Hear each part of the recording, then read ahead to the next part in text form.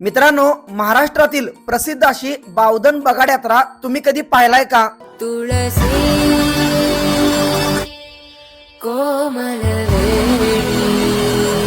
तर नमस्कार भावांनो, मी आपला विशाल आज आलोय वाई तालुक्यातील बावधन या ऐतिहासिक गावी 350 वर्षांची परंपरा पाहायला बगाड यात्रेमध्ये। मित्रांनो, बगाड म्हणजे एक रथ असतो ज्याला खिल्लार बैलांच्या सहाय्याने ओढले जाते।